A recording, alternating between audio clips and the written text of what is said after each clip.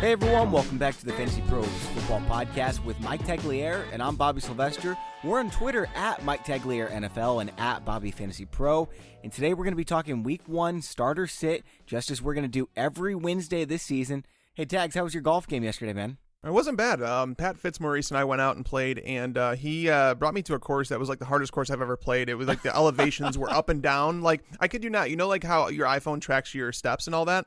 So I got done, and I looked at my phone, and it said we had a cart, mind you, so it didn't count the cart, but walking to my ball sometimes, I climbed 19 flights of stairs, it said, after a round of golf. Wow. Yeah.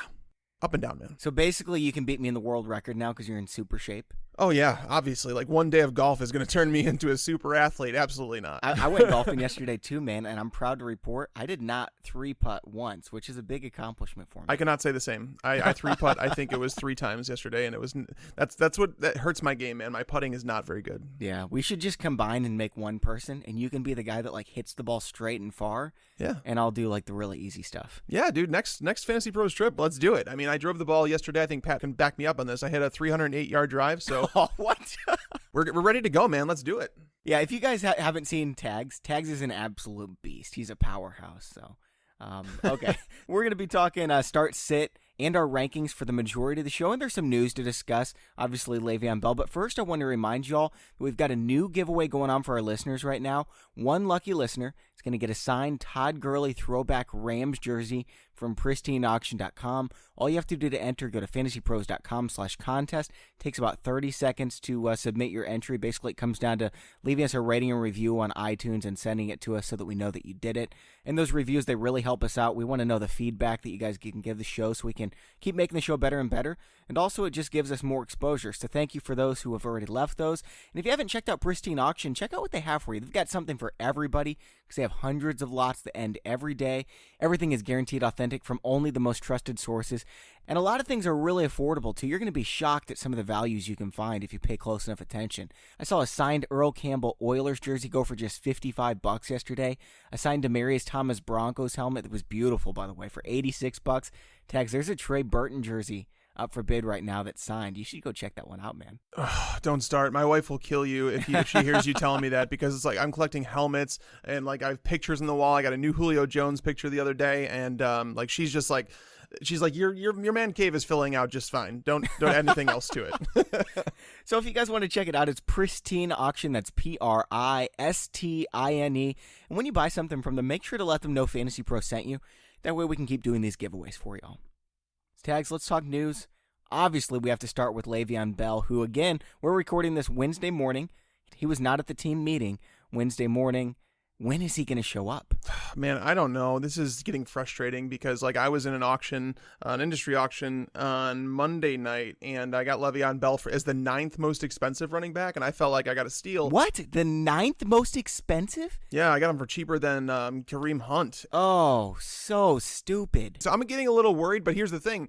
James Conner went second player in the auction, so I didn't have a chance to handcuff him. So I'm, like, feeling really, like, vulnerable right now. You're fine. He's going to miss 1 week and that's it. What's going to happen is he's going to show up on Saturday and be like, okay, I'm on the team now. Give me the money. He still gets paid, but he misses 1 game. You know, he doesn't get 20 or 25 touches. He's not going to be ready. They're not going to play him at all. Maybe he'll get, 2 or 3 to work him in, but this is James Conner's game. And James Conner's going to get 1 game. He's worth owning, but he's like a $12 fab pickup. It's probably too late for that anyway. Someone already scooped him up. Yeah, that's basically, I had a lot of questions on that on my timeline asking about him. And I said, if you're a Le'Veon Bell owner, I think he's worth like 20 to 25%. Yeah, good call. But if you're not a Le'Veon owner, and let's say you own Mark Ingram and you're looking for someone to start that first week, I think James Conner is an awesome guy to pick up. But again, I'm with you, Bobby. I think Bell does show up, because if he wasn't going to show up, I think he would have been more public about it. I don't know why he's waiting as long as he is, but apparently in order to play on Sunday, he has to report to the team. I think I saw something by Saturday. I don't expect him to play a whole lot, even if he does show up this week. So you unfortunately have to drop him down a bit. But people forget that the Browns are not as easy of a defense to run against as you would think. Yeah, but Bell's also like a really good wide receiver. So if I knew he was going to get 8 to 10 touches, I would start Le'Veon Bell anyway. But I think we'll know when he comes back on Saturday. And I think it's going to happen on Saturday. They're going to tell us, he's going to get 3 to 5 touches. And then I just won't play Bell. And I'm all over James Conner in DFS, He's a definite start in standard leagues, PPR leagues, whatever your league format is. If James Conner's the workhorse here, he is going to be a stud, even against this Cleveland run defense. Yeah, I definitely agree with you on that. I do think I'm not going to put him in RB1 territory like I would have Le'Veon Bell, but I will have James Conner as a strong RB2 play who's going to see plenty of volume.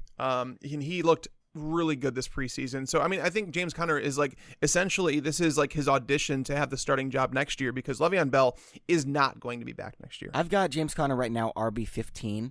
Now, if we hear that Bell's out, I'll move Conner up to probably 11 or 12. If this was against a normal defense, which is weird to say that the Browns aren't a normal defense, but they're better than normal against the run.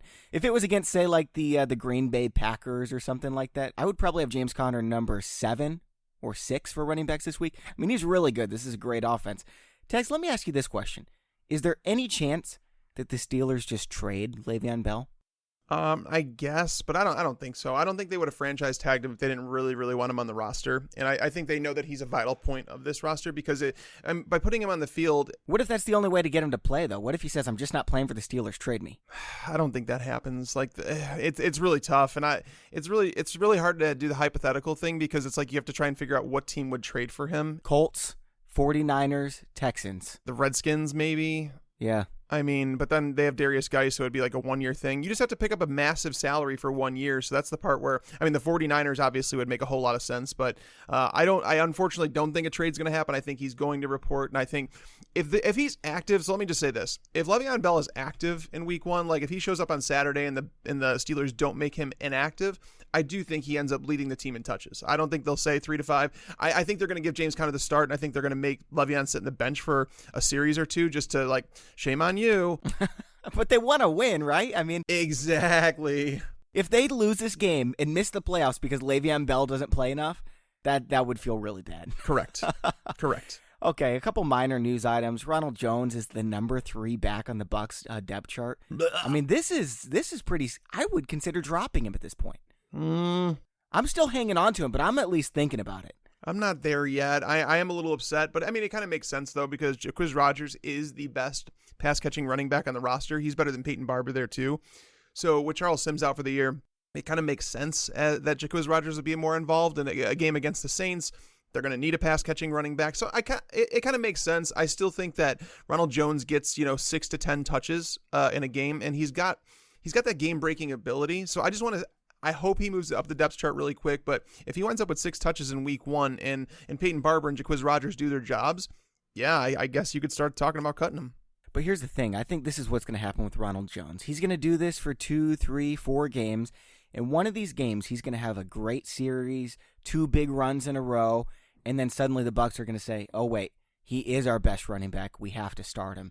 And so I don't know if I want to cut him because that's going to happen eventually. But is it week 3 or is it week 8? Yeah, it just depends on who you're looking to pick up off waivers and what the rest of your bench looks like, honestly.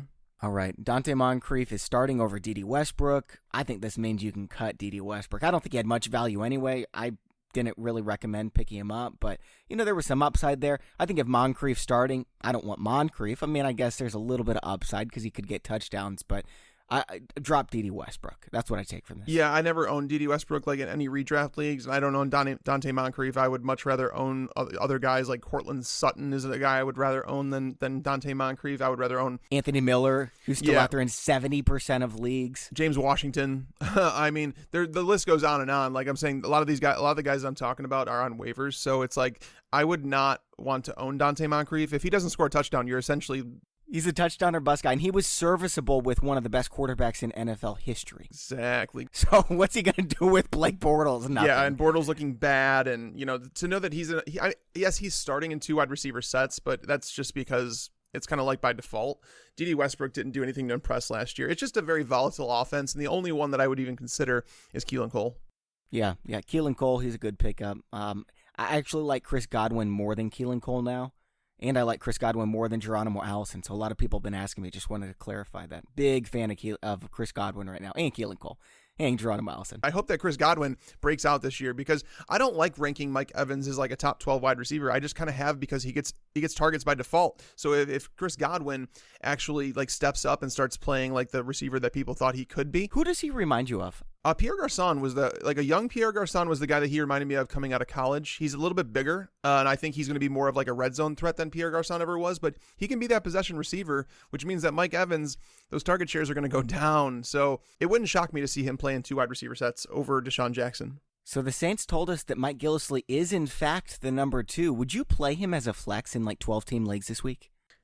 It's really tough because like there's a lot of injuries and like suspensions that people are worrying about early in the season, and like let's say you have Marlon Mack, let's say you have Mark Ingram, like these guys, you like some people are going to be desperate to find a flex option, and if you can grab Mike Gillislee, I don't think it's the worst option. Like if you're in a PPR league, there's some wide receivers you could find on the waiver wire right now, like Cole Beasley, like Danny Amendola, that you could just pick up and throw in there, and they have a decent floor this week.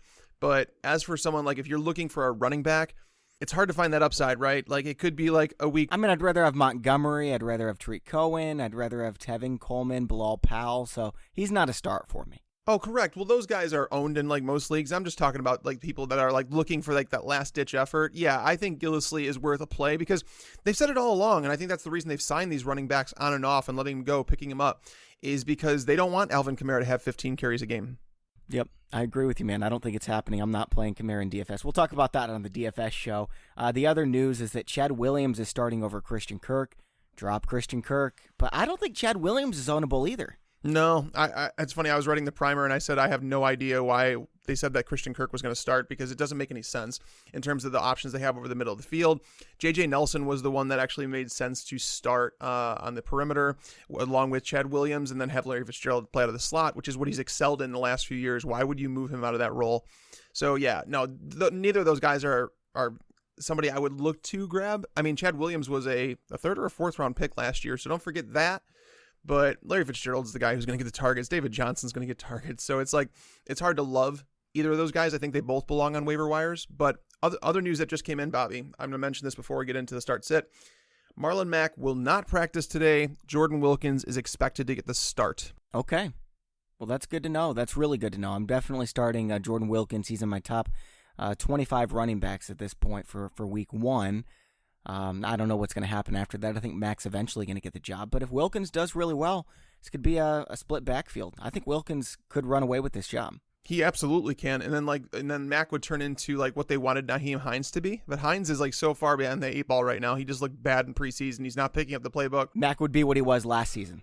Yeah, so Mack could turn into like the player he kind of was last year behind Frank Gore, and Jordan Wilkins is kind of like the 65% running back there, and that would be obviously great. And their offensive line has gotten better, and they have Andrew Luck back. There's a lot of positives, right? Hey, by the way, this isn't NFL news, but I want to tell y'all, Tags and I are both going to be doing live streams every week this season.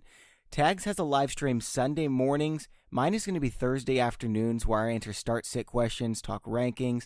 Tags, where can they watch them, and what exactly are you going to be talking about? Yeah, so it's going to be youtube.com/fantasy pros. And what I'm going to be doing is sitting down and taking your questions, answering as many as I possibly can.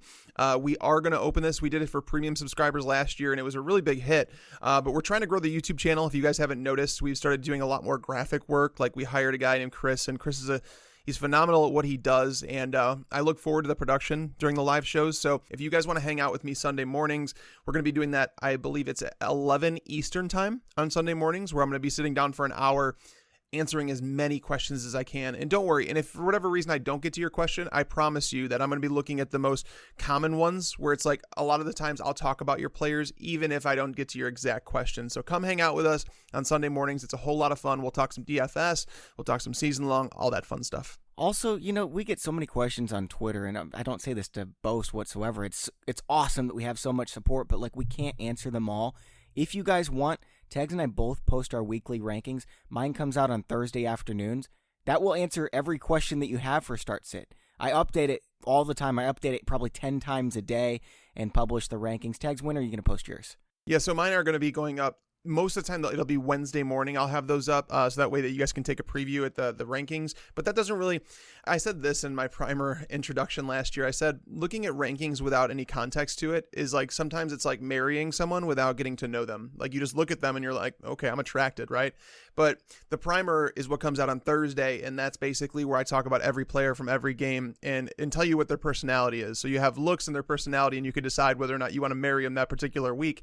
That's my analogy for the primers. So hopefully you guys dig it. But the primer will be up every Thursday by noon Eastern time. I mean, I'll have it up earlier if possible, but just know that there's a lot that goes into that. Hopefully you guys dig it. Yeah. One more thing. I meant to mention earlier, if you haven't heard of my playbook, you're going to be really pumped when you figure out what's going on here. You just go to the homepage, and right under in-season tools, you'll see a trophy, and right next to it says my playbook. Click on that, and you can upload your team. It takes like 5 seconds to do it. Super easy, and it gives you all the information you could ever need. Your head is going to explode. It is basically cheating. It is the greatest thing ever, and it's free. So if you haven't already, upload your team to my playbook. See what you're missing out on. Again, it's free, and it's going to help you a ton. Yeah, for sure. And Bobby, real quick, and it's a verified Twitter account. I'm not going to say anything, but there's a Steeler, kind of like a blog thing, but they're verified, so it's like a legit source, according to Twitter. They're saying, with an unexpected turn for the worse, don't expect Le'Veon Bell to report to the Steelers until Week 10. He will essentially cost himself $8 million plus to get to free agency with less wear on his body. I don't know if there's any truth to this. Obviously, like I said, it's from a verified. Why Week 10? What difference does that make? Because that way he doesn't lose his free agency eligibility. Oh, I didn't know that was a thing. Yeah, there's so many different things in the ways contracts can be structured, and the way that players have to report by a certain week in order to not lose that year. That's why Josh Gordon. Holy cow, man! People were saying it was a big thing. He needed to report to the team, or he'd lose that that free agency eligibility. I don't want to get into all that mumbo jumbo because I don't really know about all of it, but I do know that players. You just made thousands of people panic who drafted Le'Veon Bell number 2. I'm panicked. I have him in a few dynasty leagues. Well, you all should have listened to me. I said, don't take him until 4. Well, I mean, even if you took him at 4, you're upset. I mean, if that's the case, I mean, he's droppable. I don't know how else to say it. I would still keep him. Oh, my God. I don't know what's going on here. I think this is a lie, man. I think this is one of those controlled leaks where his agent said, hey, you guys can report on this. Here's a scoop for you guys. We're not coming till Week 10. And then the Steelers are like, oh, crap, we got to pay him. It's not real, man. He's got to play. I hope so. I really hope so. I bet the people in his locker room, I bet they're not mad at Bell. I bet they're rooting him on and saying, go get your money, man. You've deserved it. Ben Roethlisberger's not that guy. And I bet he doesn't want to let those people down. He's playing. Don't panic. If you can, go out and buy Le'Veon Bell when you hear this news. It's not going to happen. Well, with this news, what I would do, if you own James Conner and not Le'Veon Bell, go to the Bell owner and sell for a massive price. And because the thing is as Bobby and I have talked about, if he shows up on Saturday, all of a sudden James Conner is worth nothing to you. So sell high. All right, let's talk rankings now. Tags, I want to start with quarterback. What do you do with Russell Wilson? Is he startable against Denver? I know they were bad against the pass last year, but that was last year. And this year, I think they're going to be phenomenal against the pass. Is Russell Wilson good enough that you start him no matter what? It's really tough, man. Week 1 is this is the hardest thing, right? Because if you drafted Russell Wilson, you most likely did not draft a backup quarterback. So you're almost forced to start him, right? I mean, unless Andy Dalton's out there. We've talked about it in the show. We talked about it in the waiver wire show. If Andy Dalton's out there, I would start Dalton over Ben Roethlisberger. I'd start him over Russell Wilson. I'd start him over Kirk Cousins. I am starting Andy Dalton over some big names. You'd start him over Russell Wilson? I would, actually. Yeah. So when you look at the Broncos and what they bring is their pass rush, right? Their pass rush is ridiculous. They added Bradley Chubb in the first round this year. So Von Miller and Bradley Chubb coming after you on the edges, that's not good. On top of that, you have Doug Baldwin, who's got a tough matchup with Chris Harris Jr. in the slot. He's the best slot cornerback in the game. So even if Doug Baldwin is healthy, he has a really tough matchup in his hands. I don't necessarily believe in Tyler Lockett as a player. Bradley Roby has been good as a cornerback. The matchups just don't add up for Russell Wilson. I think the only way that he finishes as a QB1 this week is if he does it with his legs, which is possible. And that's why I've kept Russell Wilson as my number 8 ranked quarterback, but I don't feel great starting him. I wouldn't start, let me be clear, I wouldn't start someone like Marcus Mariota or Dak Prescott or those guys over him, but Andy Dalton, I would. I disagree here. And the reason I brought up Russell Wilson is because most people have been asking me who have him, hey, do I actually play this guy or do I just pick up Dalton? I'm going to tell you, I've got Russell Wilson still as my number 5 fantasy quarterback this week. It didn't look good against Arizona last year, 19 points. Didn't look good against Atlanta last year, 32 points. It didn't look good against Philly, 25. Jacksonville, 25. It didn't look good against Arizona again, 21 points. Russell Wilson's just one of the best in the game. He gets it done no matter who he plays against. I know it's not a good matchup. I'm playing him anyway. Well, and so Russell Wilson has struggled. If you go over, I think it's the last 3 or 4 years now, so it's not a 1-year sample or anything like that, but he has traditionally struggled over the first couple weeks of the season. Against Green Bay last year, he only put up 8 fantasy points. Yeah, no, like I said, like he just hasn't been great at the start of the season, and with all the changes in the offense and losing Jimmy Graham, Luke Wilson, Paul Richardson, it's just there's a lot of question marks here. And again, this game is in Denver, so the game in the over under on it's just 42. It's one of the lowest totals of the week. Denver's favored by 3, so when you look at it, it's like the Seahawks are projected to score less than 20 points, which is obviously not great. So again, I think Russell Wilson, the only way he lives up to that top 8, even top 8 ranking that I have for him is if he does it with his legs, and I kind of expect him to. I'm going over on that game, by the way. That's fair. I mean, it's fair. I think Denver can score some points in Seattle. Seattle's secondary, I don't think people realize like what's happened to that secondary, and like KJ Wright, one of their better linebackers, is he's out. He had to have his knee worked on, a procedure, so he's out a couple weeks. The defensive line, I mean, they lost Michael Bennett. They lost Sheldon Richardson. There's just a whole lot going on in Seattle that people don't really see. And like when you look at Seattle on paper, you're just like, oh, it's Seattle. They're going to be good because they always are. But they've lost so many players on defense. Like I think it's like 6 or 7 starters now.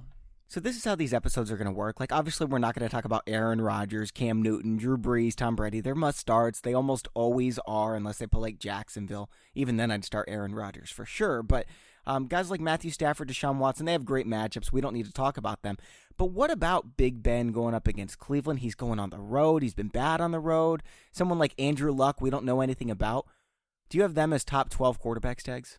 I have Roethlisberger there at 9, and part of that has to do with Le'Veon Bell not being with the team right now. So if he's not part of the big game plan, I do think that he's going to throw a little bit more than they typically would on the road.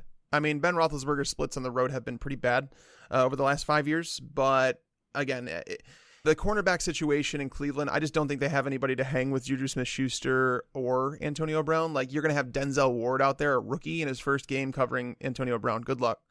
So I do like Ben as a top 10 guy. In regards to Andrew Luck, I was just actually pulling him up because he's someone that I'd rather not play. There's so many questions about him that it's just like, think of it this way. If Luck plays well, you have your season-long quarterback set. You're good, But if he doesn't, you're going to be kicking yourself like, why did I play a guy that hasn't played in like 2 years? Vontaze Burfict is out for the Bengals, so that's an upgrade for sure because the Bengals played much better when he was in the lineup last year. But their cornerback situation, I don't know, man. There's just no wide receivers that I feel comfortable like taking advantage of the matchups that they can in the secondary of the Bengals. So I don't know. I think Jack Doyle would be his safety blanket if Jordan Wilkins can catch some passes. Like there's some opportunity here because I think that they're going to fall behind and he might throw more than they would like to. But I don't feel great about it. And I think in week 1, you don't need to take chances like that. I agree, man. I don't want to play Andrew Luck. I'm picking up Dak Prescott or Andy Dalton. I've actually got Dalton ahead of Prescott in my rankings this week now. I was saying Prescott for a while, but Dalton against Indianapolis in the Dome, it's just too good to pass up. So I've got Dalton as my number 7 quarterback, Prescott at 8. I've got Big Ben at 10. So yeah, I'm probably playing him unless Dalton's out there. I didn't draft any Big Ben, so I don't have to worry about it. But and then Andrew Luck, I have him at 12. But again, I just don't want to deal with that. And usually there would be guys I would move up ahead of them, but like the ones that I moved up this week that I like quite a bit, Tyrod Taylor, I've got him QB 15. I can't put him higher than that. Mitch Trubisky against Green Bay, I just can't put him in the top 12 quite yet. We just don't know enough. So besides that, I mean, there's no one else that I really love. Like I'm not playing Kirk Cousins face San Francisco. They've got a bad offensive line, pass protection. San Francisco has a good pass rush, so I think this could actually be an ugly game for Kirk Cousins. I'd rather play Luck than him, so I don't know. There's not too many great options this week at quarterback. Yeah, there's like a whole middle section that it's just like I don't feel great about many of them. Tyrod Taylor, I actually have at number 12. Because I just think that like the Steelers, they started out really good last year, but as the year went on, they definitely got worse. And now they have some moving pieces. Like they have a whole new safety duo back there, so that should change things. Their linebackers there's still some question marks in their linebackers with Ryan Shazier out, obviously. But Tyrod Taylor, when he's on the field, and now that he's got better weapons than he ever has in his career, potentially a better offensive line than he's ever had, I have no issue using him as a high-end QB2 like that. He's going to give you a solid floor. I mean, he may not win you your fantasy week, but he's not going to lose it either. I don't think Pittsburgh's that good of a team. In regards to Dak, I'm still surprised to hear you as high as you are on him because I don't think this is like a great... I mean, they added Dontari Poe to the defensive front 7 of the Panthers, and he's an upgrade over what they had last year. They still have Kawan Shore. Julius Peppers is still playing decent.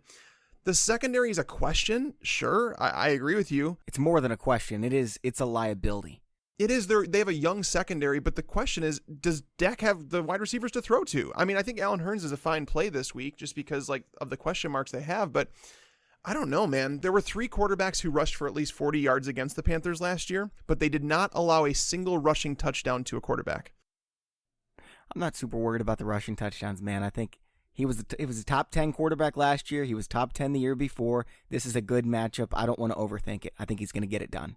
I guess we'll find out. I mean, Dak, for me, I have him at 15, so I'm not super low on him, but I'm also not super high. I would play him over Andrew Luck for what it's worth, because I have Luck at 16 right now, and I don't know. That's why I have him middle of the road, because I don't know how to feel about Andrew Luck, and if anybody tells you, they know how you should feel, they're lying to you, and they're picking a side. And I'm going to be honest with you and tell you I can't pick a side here. 2 other guys I'd be comfortable starting. Phillip Rivers faced Kansas City. It's a really good matchup. I need to move him up right now. I had him at 11. That is way too low against Kansas City. So, and Rivers is just consistent. He's as consistent as they come.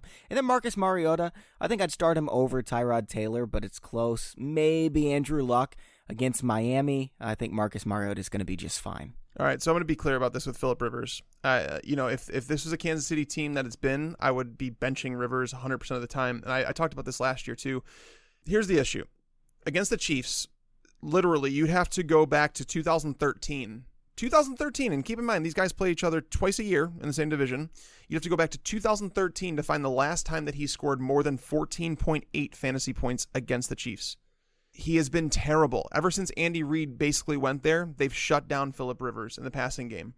Now, the silver lining here is that losing Marcus Peters, Derek Johnson, Tom Bahali, Benny Logan, Terrence Mitchell, all these subtractions are going to add up. They added Anthony Hitchens from Dallas, but that's not going to change much. They don't have much talent on their team right now on the defensive side of the ball.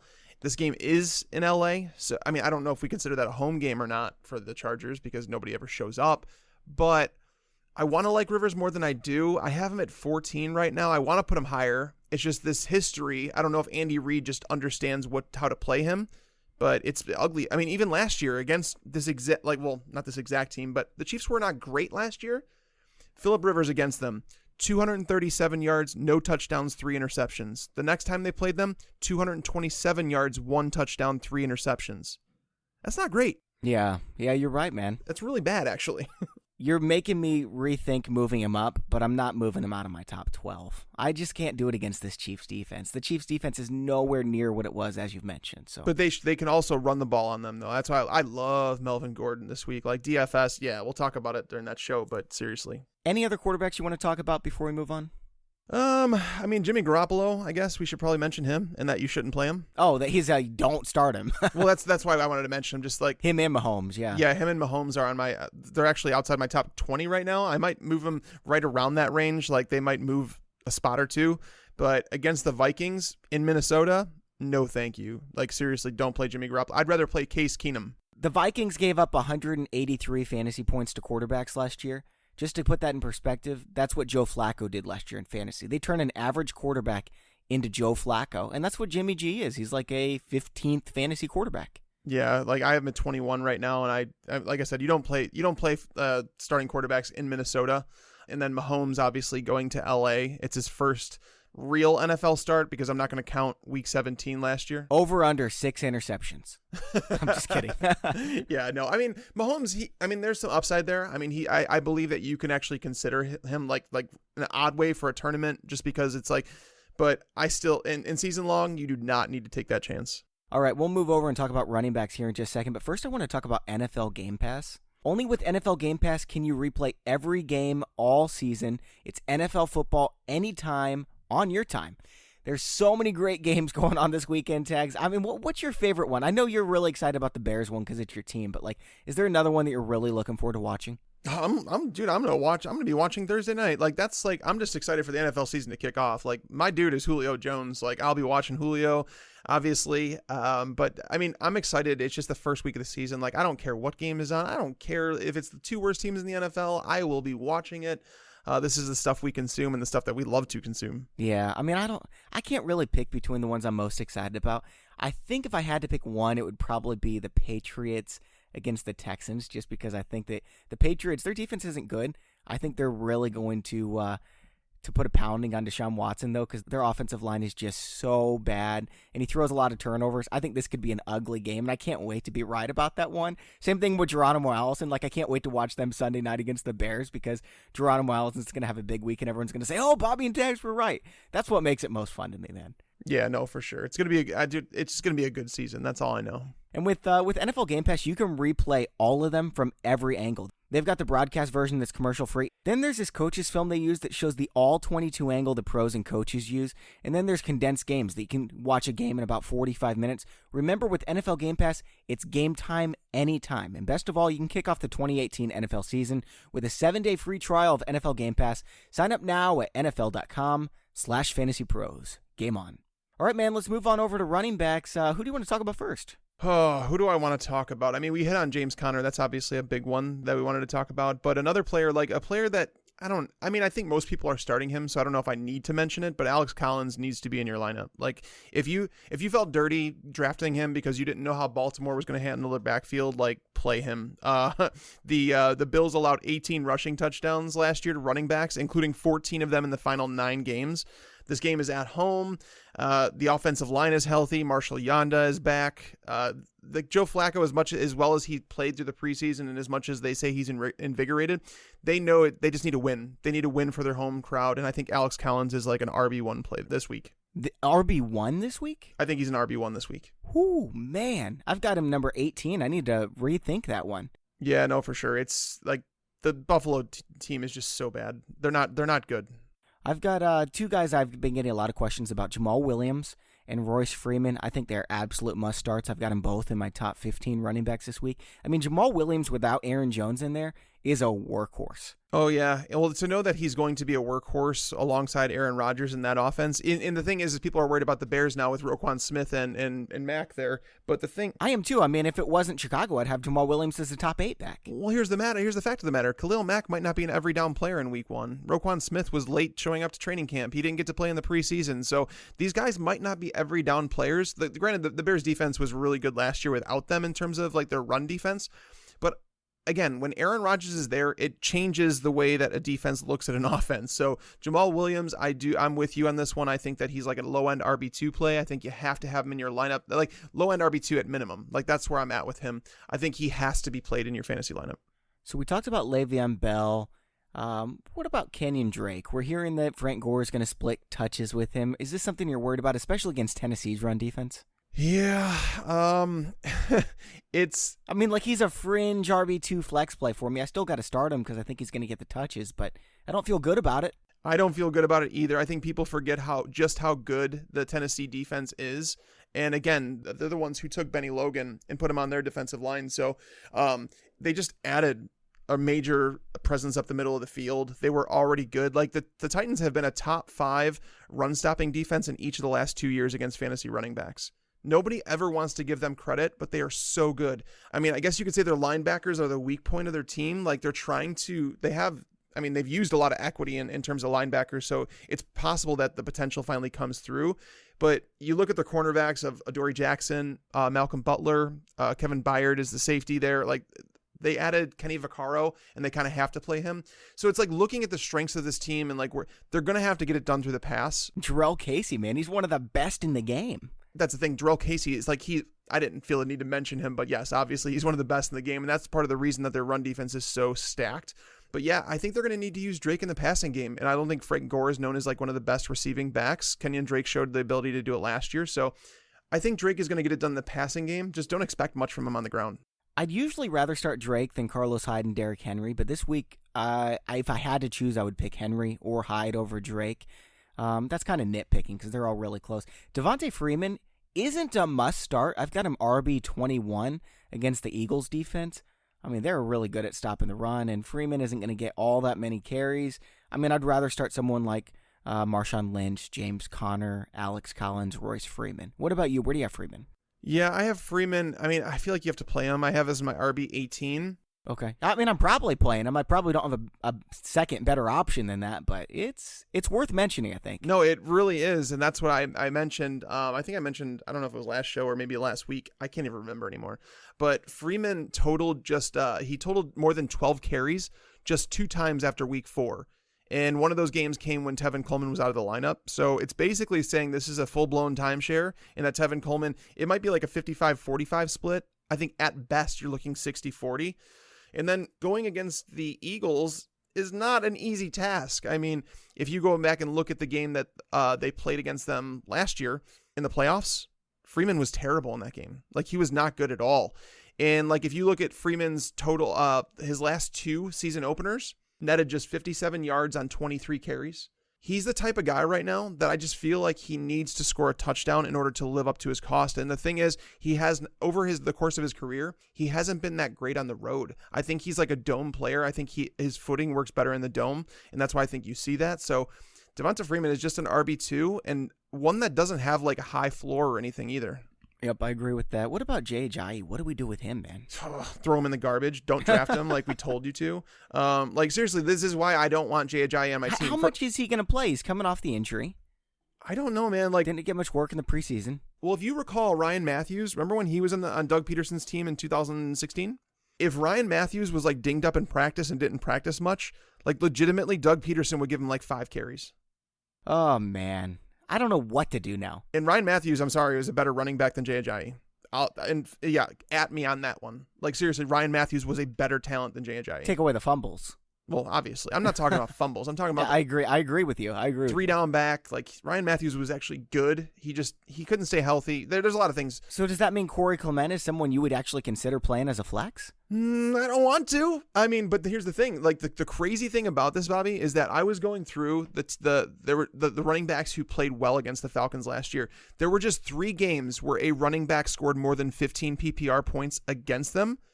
And here's the list. Ty Montgomery, Tariq Cohen, Christian McCaffrey, and Jerick McKinnon. There's 4 running backs who did it, but every single one of them was a great pass catcher, which fits the mold of Darren Sproles or Corey Clement more than it does Jay Ajayi. So I'm not playing Jay Ajayi if I can help it. But if he's on the field, it's probably going to be pretty rough for you to not play him if you drafted him. But I think this is a game where I would much rather just play DFS than trying to figure out what they're doing in the backfield. And I don't even know if this is going to be a true representation of how they're going to handle the backfield going forward. But this is a game that fits Darren Sproles and Corey Clement's skill set more than it does Jay Ajayi. Speaking of DFS, man, did you see the new Survivor thing that FanDuel has going on right now? Yes.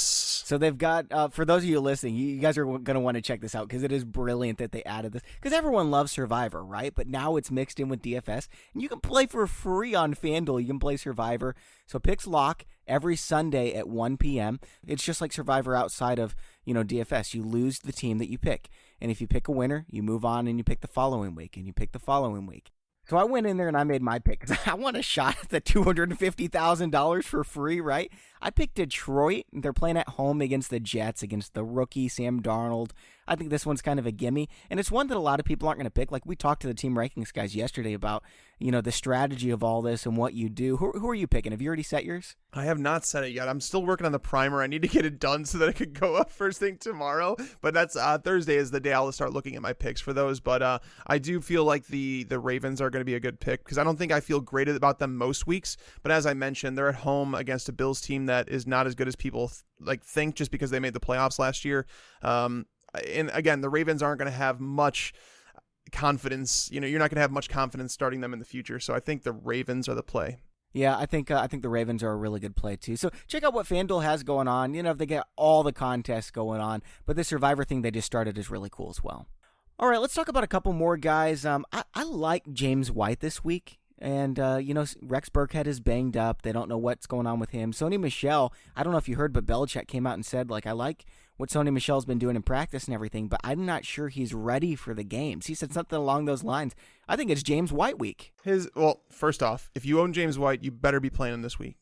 He's an absolute must play. I don't care. If you own him and you're not playing him now, when are you ever expecting to play him? That is exactly what I said in my primer. I was like, if he's on your roster and you're not playing him this week, you're never going to play him. So just seriously, just trade him away or drop him. And I don't know if you can play Sony this week. I think it's like an Andrew Luck type of situation where you're probably going to get great stuff later on, but this week, just chill. I've lowered him down to like the Adrian Peterson area of my rankings, and obviously that'll change knowing like what his status is for the game. If he's not playing, that makes things. Wait, how far down do you have Peterson? Because I have Peterson in my top 25. Oh wow, I have Peterson 34. Oh, okay. I think he's getting 20 touches against his old team, the Cardinals. So. Well, the Cardinals are still good against the run, though. That's the problem. And I don't think it's a great matchup. But Sony Michel, I'll take 20 touches any day against any team, man. But wait a second. So Sony Michel, so when has Bill Belichick ever been honest with the media? Please tell me that. That's like such a good point. So, if he says that Sony Michel, we don't know if he's ready. He's probably playing quarterback is probably what it means. I don't know if I've ever laughed so hard on our podcast, but that was good. That was really good. But yeah, we got to pay attention to this. Obviously, we'll pay attention. It's fortunately it's a noon game on Sunday, so we don't have to wonder if he's playing in the afternoon or anything like that. So definitely pay attention to that. But James White, absolute. I love that you brought him up because he was going to be on my list of players that people might be on the wondering about. Even if you I'm saying, if you have someone like Tevin Coleman, Chris Carson, I would start James White over those guys this week.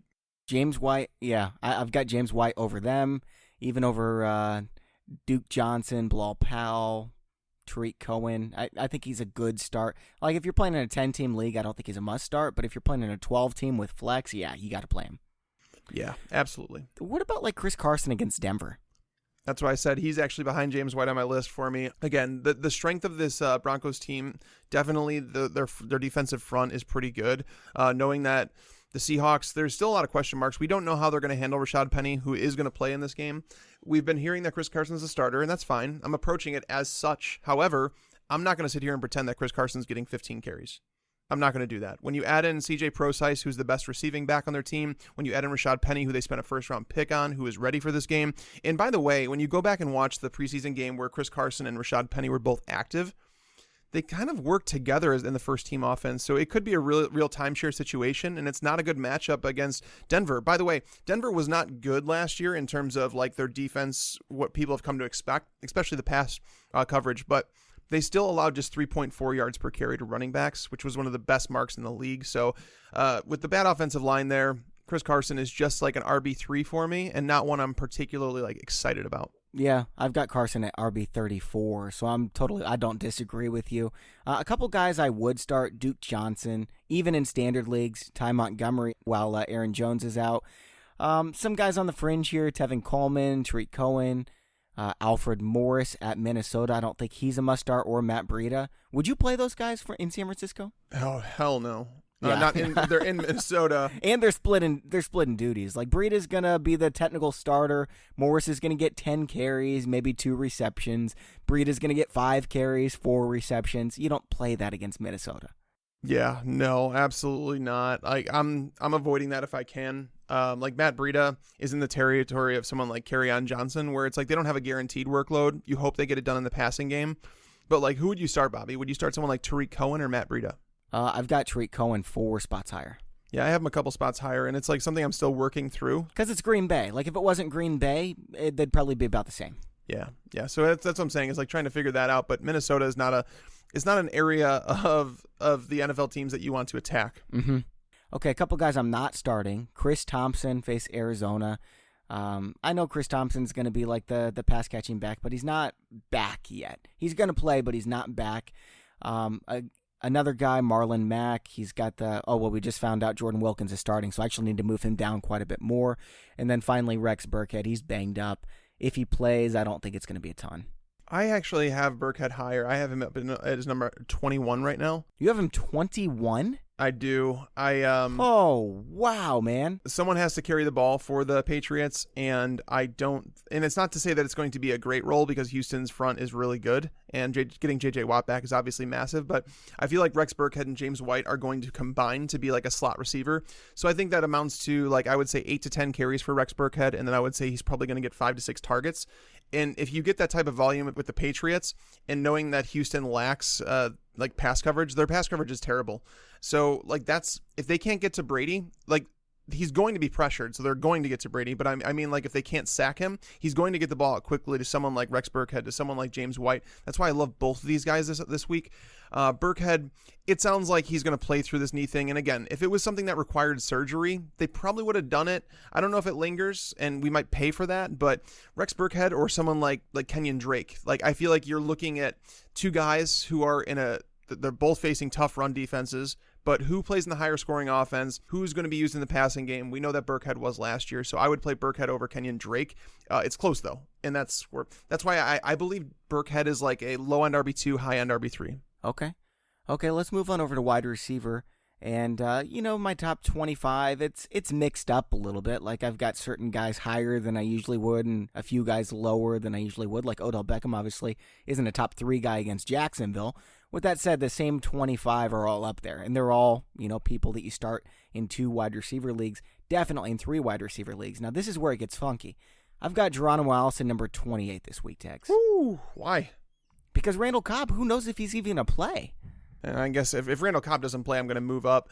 I'm going to move Geronimo Allison up for sure. However, Devontae Adams, I mean, the Bears don't have a corner. They don't have an answer for him. So what's he going to get, 250 yards? Because Rodgers is throwing for 350. I'm going to say 237, and I'll give Geronimo Allison 13 of them.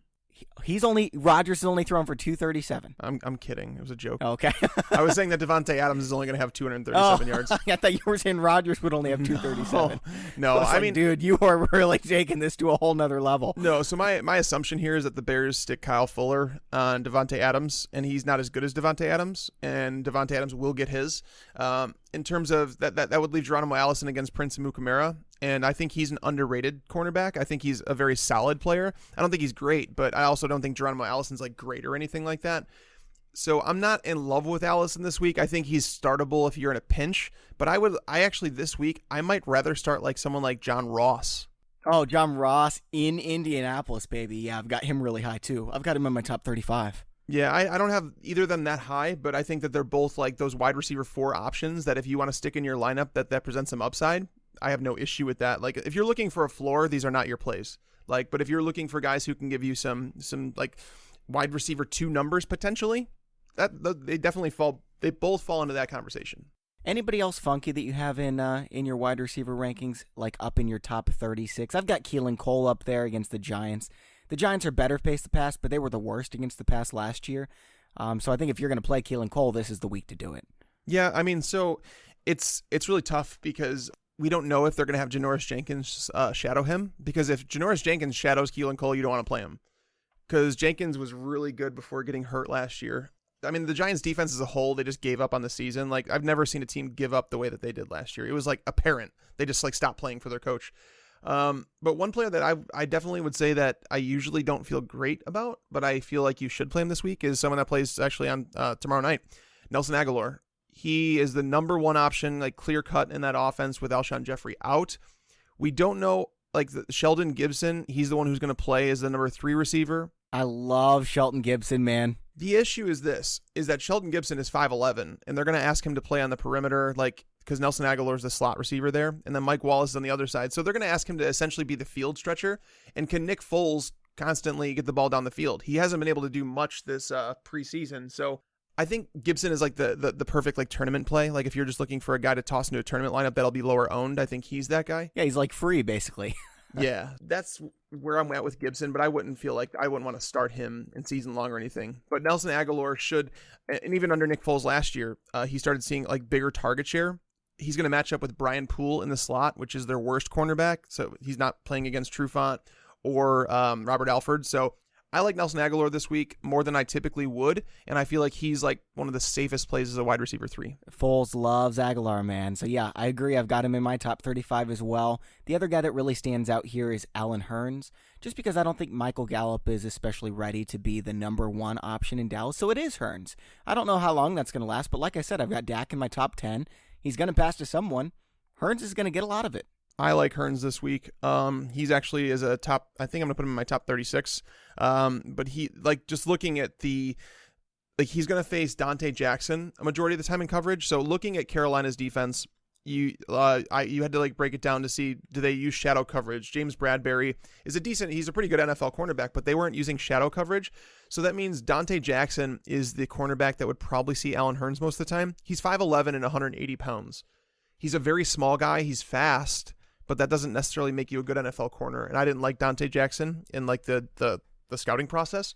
So I think Hurns should be considered like a high-end wide receiver 4, maybe low-end wide receiver 3, who should see, I would say he's going to see a minimum of 6 to 7 targets. Okay, yeah. I definitely like Hurns this week. Other guys you've mentioned actually, Tags. Anthony Miller is a top 40 guy this week. I'm starting him in the flex at Green Bay. Do you have him that high?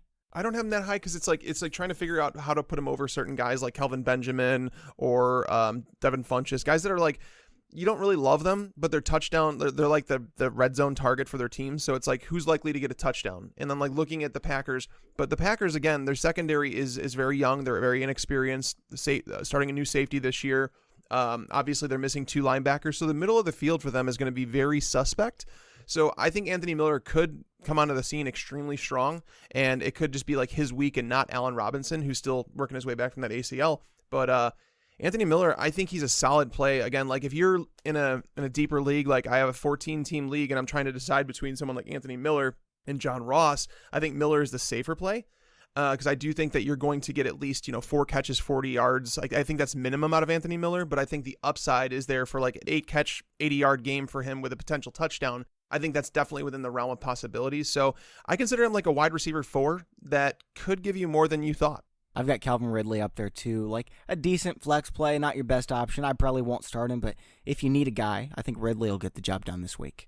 Yeah, Ridley is a very interesting one, and I think I talked about it on the show yesterday, saying that he's matched up with Jalen Mills in week 1, and Jalen Mills is not a fast corner at all. He ran a 4.6 140, and Calvin Ridley is like the type of burner that can beat you down the field. He's also a very polished route runner, so knowing that Julio Jones will get attention from safeties, Calvin Ridley will have things open up for him, and This game is obviously on prime time, so people might fall in love with Calvin Ridley after the game. I would have Ridley higher, but Julio Jones always eats the Eagles alive, like 100+ every time they play. Yeah, I mean, I like Julio. I have him obviously up as my number 3 wide receiver play. So obviously Julio is like a favorite of mine, but I think Ridley's like the contrarian play, where it's like if you want to fade Julio and DFS, Ridley's the play. By the way, Mohamed Sanu's not actually a bad play either. I should mention this because Sanu plays out of the slot, and people talk about Ridley and like the effect that he's going to have. He plays a different position, and Mohamed Sanu, he plays the slot. He only finished with 3 catches for 50 yards against the Eagles in the playoffs, but Patrick Robinson was there. Patrick Robinson left in free agency. He went to the Saints, so that means Sanu is going to be matching up with the rookie Sidney Jones. They're going to put him in the slot to start the season. They don't know how it's going to work out, but it's his first start in the NFL. Mohamed Sanu is obviously a veteran, and he's been on the team. He knows the offense very well. I think Mohamed Sanu could surprise some people. All right, Tags, anybody else that you're starting or would be willing to consider starting in the flex that you usually want it? Josh Doctson. Okay. Yeah, oddly enough, because we've already heard about the Cardinals and the fact that they don't want to, they're not going to use Patrick Peterson in shadow coverage this year. That's massive for Doctson because he plays the majority of his snaps on the other side of the field, and he's 6'3". He has a 41-inch vertical, and he's going to be matched up with 5'11" Jamar Taylor, who has allowed a 111.4 quarterback rating in his coverage throughout 5 years. Oh, man. Yeah, Josh Doctson, I'm not going to sit here and tell you that he's the safest play, but I think that he's a high upside wide receiver 4 play this week. I'm not a huge Doctson guy. Like, I think he can be a player, but if they're not going to shadow Peterson, like... Well, that's the holdback against him, right? Is that he's always covered by these guys because he is their number 1. If he's covered by a 5'11" guy who gets lit up every time, yeah, give me Josh Doctson. That's how I feel. That's what I'm like, and he can get separation on Jamar Taylor. All right, so a couple guys that I'm fading here. Sterling Shepard. I love Shepard this year, but not against Jacksonville. I've got him wide receiver 50. I actually have him on like in the wide receiver 3 conversation. Like I don't feel like so great about him where it's like, oh my God, you have to have him in your lineup. But when you look at it, if he's playing the slot, even if he doesn't play the slot like 85% like he has over the first 2 years of his career, even if he's in there like 65%, he's escaping the coverage of Jalen Ramsey and AJ Boye. And obviously that's a huge upgrade and one that, I mean, like when you think about the Giants team and how they're going to move the ball this week, how do you see this going? Because Evan Ingram just got out of concussion protocol, so he's finally going to return to practice. So has he been involved much in the game plan? Odell Beckham's going to be matched up with Jalen Ramsey for the entire day. That's never a good thing, obviously. I think Beckham will get his like somehow, some way, but it's still not a great matchup where he's going to blow up or anything. So like when you start looking around at it and you're just like, where's this production going to come from? Is it going to come from Saquon Barkley against the Jags? Running backs. Yep, Jags are not good against pass-catching running backs, and they get beat down the field. Like if they give up passing yards, it's going to be on a bomb. It's not going to be over the middle of the field with a slot guy like Sterling Shepard. Now, granted, they lost their slot corner, but this new guy they've got, well, DJ Hayden, yeah, they absolutely love him. DJ Hayden is okay. I mean, he played for Detroit last year, and like he was okay. I don't think DJ Hayden is like a guy that you have to be worried about. Now, he's going to look better just as... Well, I mean, when the quarterback has Campbell breathing down his neck, that makes people look better. Aaron Colvin, like the Jags losing him in free agency, I don't think it was the biggest thing. Because I don't think Aaron Colvin is going to go on to be like a shutdown corner in Houston. Like, I don't think that at all.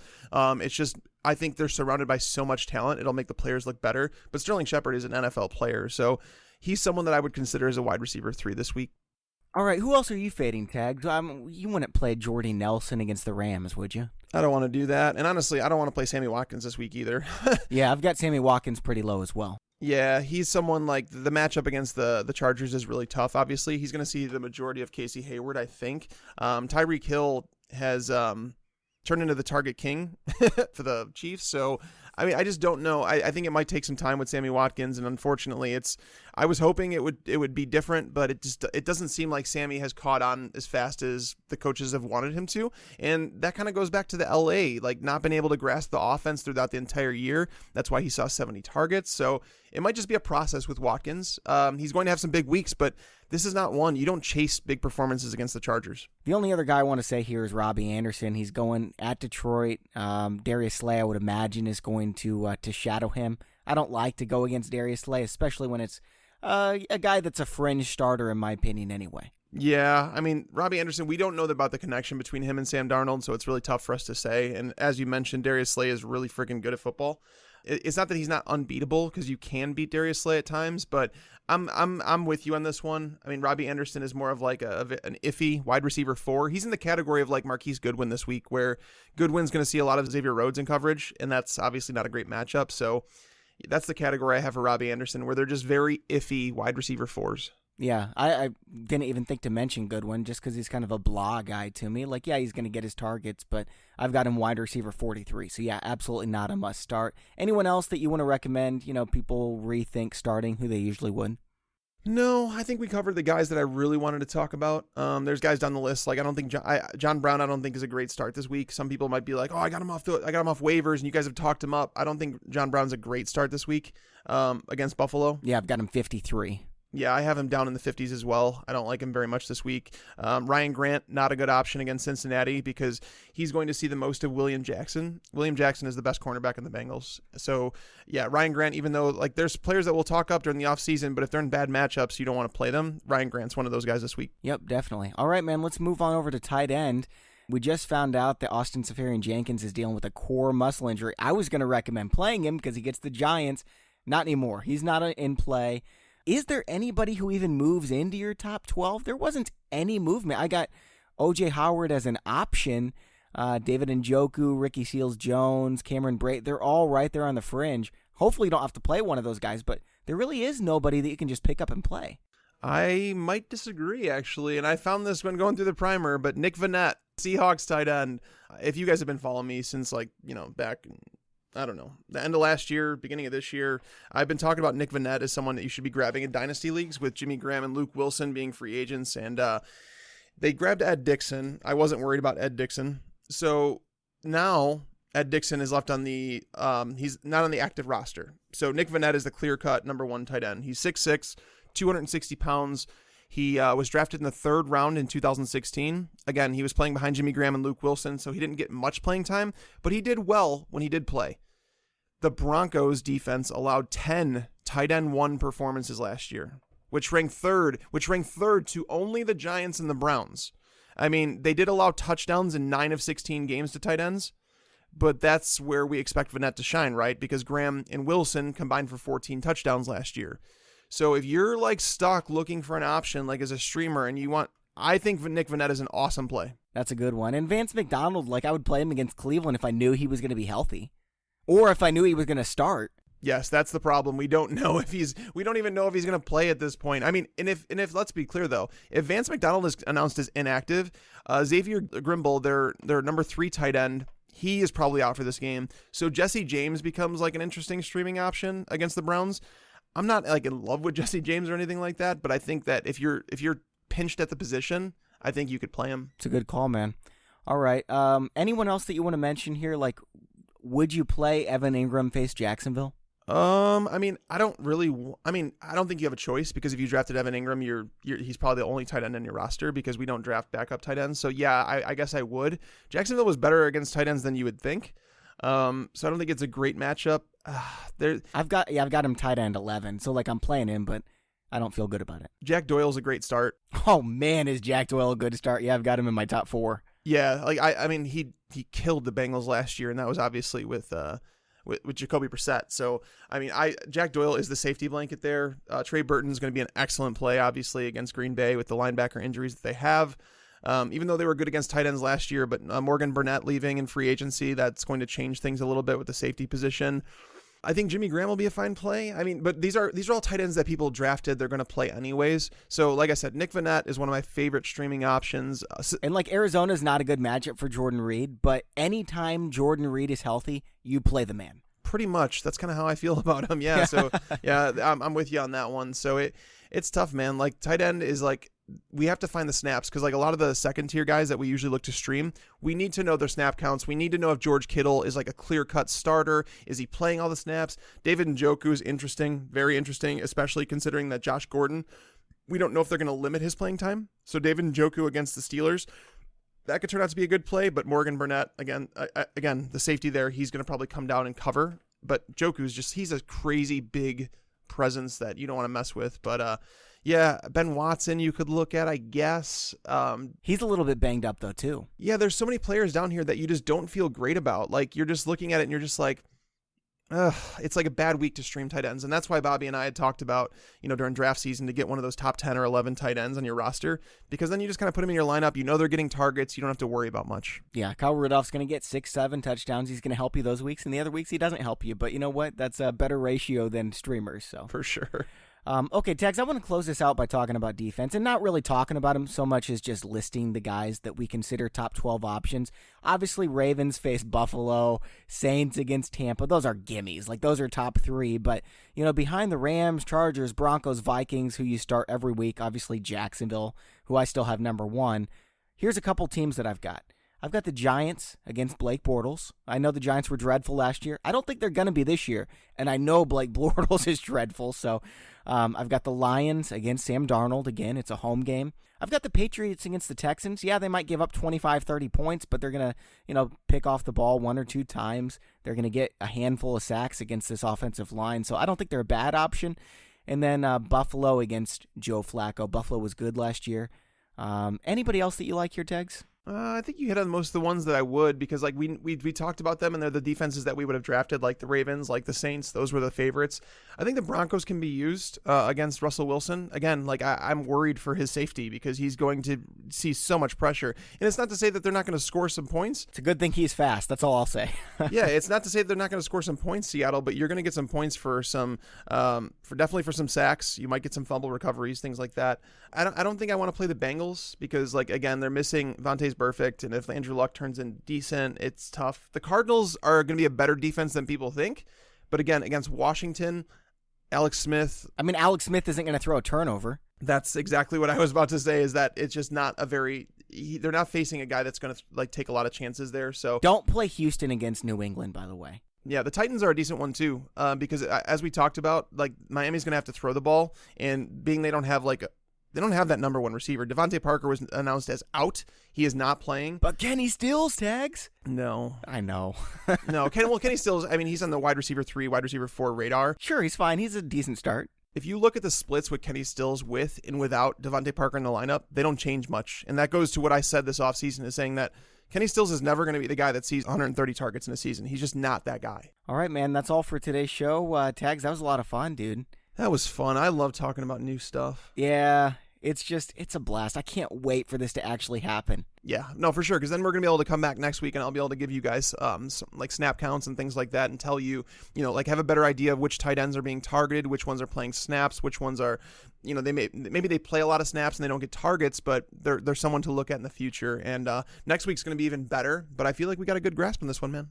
Sure thing. Okay, so let me remind you all listening at home about a couple things we have going on right now. We've got the signed Todd Gurley throwback Rams jersey from pristineauction.com, where you can get some great deals on guaranteed authentic signed items for your man cave.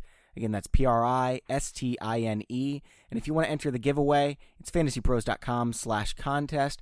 Also, make sure to upload your team to my playbook. Just check it out. You are going to absolutely fall in love with this thing. And check out our live streams that we have going on. Mine's Thursday afternoon. I think we're doing it at 4:30 Eastern time at youtube.com/fantasypros. And Tags is on Sunday mornings.